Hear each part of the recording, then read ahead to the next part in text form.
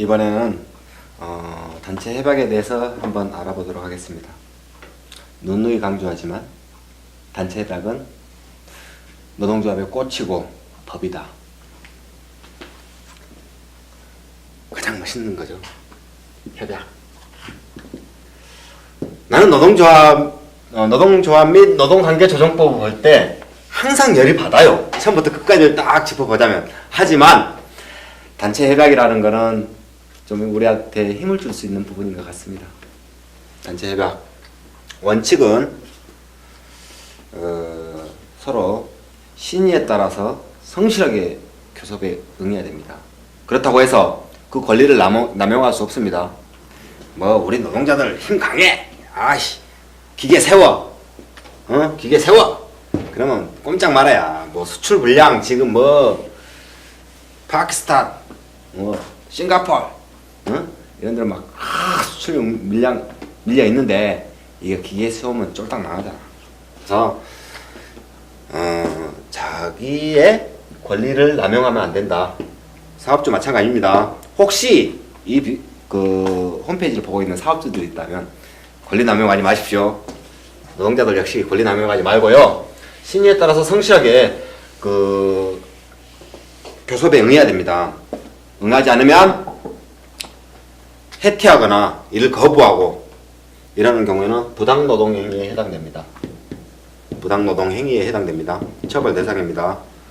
그래서 항상 신의에 따른 성실원칙, 이걸 좀 중요하다고 좀 보여주고요. 그러면 교섭은 단체 교섭에 의해서 단체 협약이 체결되게 되는데, 이거는 서로 쌍방이 서명 날인해야 됩니다. 누가? 대표권자가. 뭐 교섭 체결하는데 뭐 교섭위원 전부가 서명 날인할 필요는 좀 없습니다. 위원장과 사업자 대표자가 같이 서명 날인하면은 유효하는 거고요. 체결이 되면은 15일 이내에 행정관청에 신고를 해야 됩니다. 체결된 내용을. 그리고 체결권은 누구에게 있냐?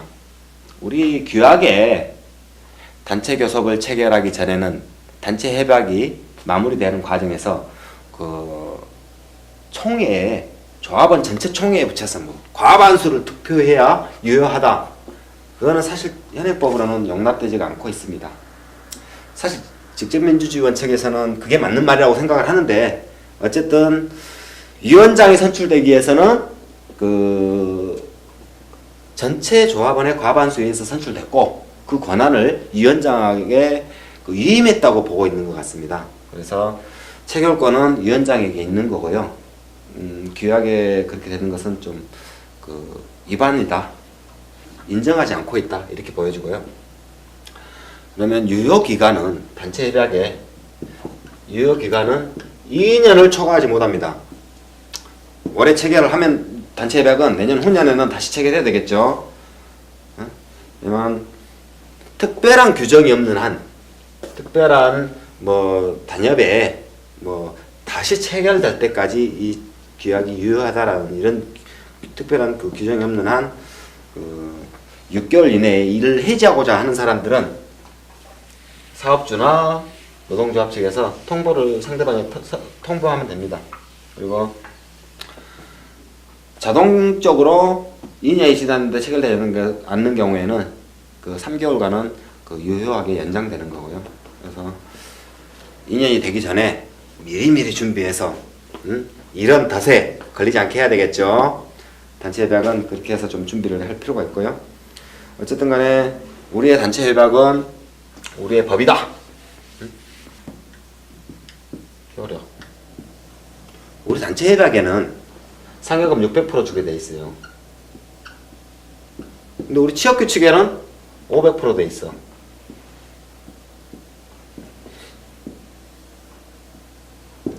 이거는 물론 이제 유리조건 우선의 원칙에 따라서 단협이 적용되지만, 대부분 취업규칙은 사업주의 일방에 의해서 작성이 되죠. 그러다 보니까 아무래도 단협보다는 좀 떨어져 있는 부분이 많이 있습니다.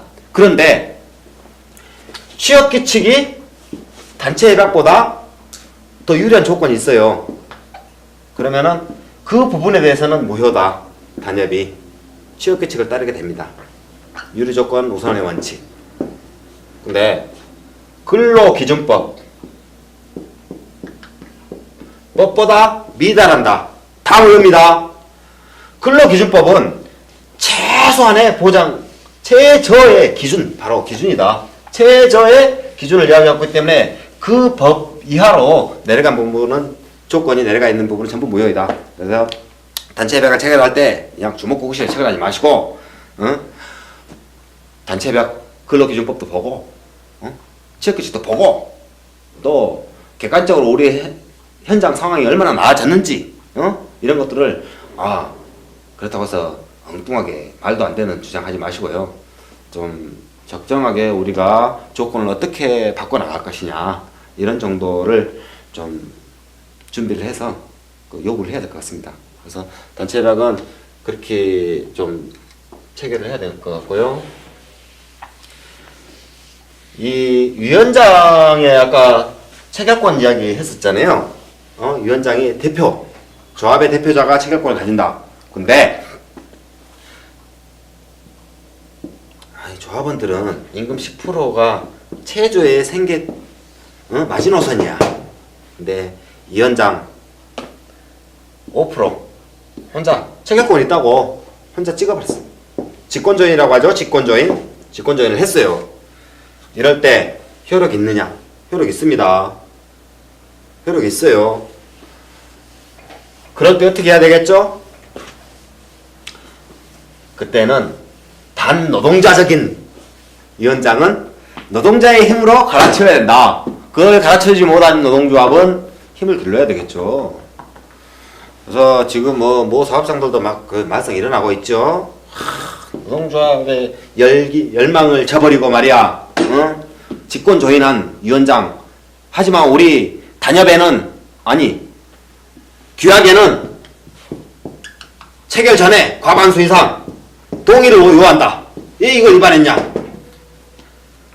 법적으로 요구하기보다는 조합원들이 해임을 해야 되겠죠. 불신임을 하려면 어떻게 해야 되겠죠? 조합은 3분의 2의 동의를 얻어야 됩니다. 이 정도 되면 3분의 2가 나와야 당연한 거 아닙니까? 가끔가다 사업장들 볼 때 그런 부분 보면은 속이 터져요. 속이 터져.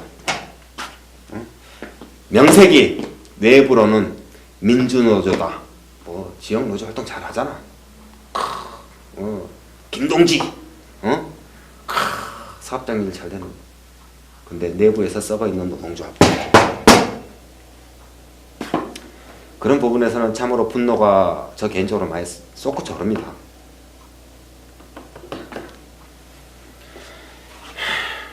노동자들의 삶을 팔아먹는 사람들은 노동자의 힘으로 몰아내지 못하면 법이 지켜주지 못합니다.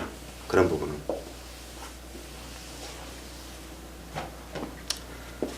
잠시 이제 좀 감정이 좀 격해지는데요. 이런 부분을 보면은. 하지만 우리 현장에서 노동조합을 활동을 하다 보면은 수시로 이런 문제가 발생합니다. 그거는 자체 노동조합의 민주주의가 성숙되지 못해서라고 보여집니다.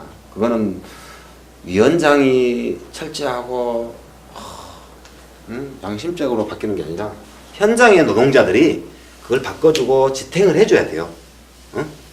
민주적으로, 민주노조로 끌어갈 수 있게끔 현장 노동자들이 받쳐줘야 돼요. 평상시에 노동조합 활동에 관심도 안 갖다가 임금 말이야.